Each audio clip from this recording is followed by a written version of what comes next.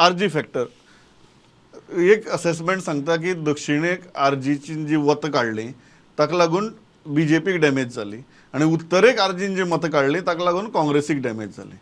सो अजून तुम्ही तांकां कोणाची बी टीम सी टीम म्हणटात आणि आरजी कडेन तुम्ही कशें पळयतात? ना आरजीन जी नॉर्थान मतां काडल्या ताका क्रेडीट दिवपाक जाय. ताणें ही made a fight out of it.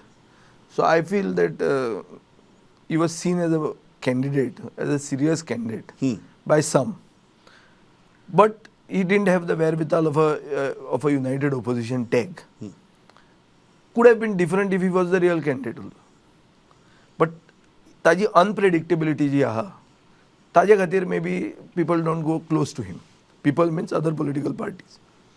Was RG to have been given the North Goa ticket, and were we supposed to support him?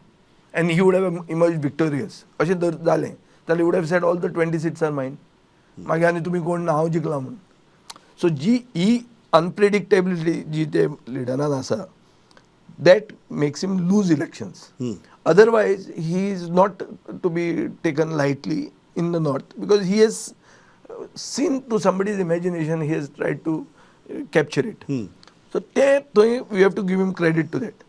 In South Goa, also the RG vote has increased.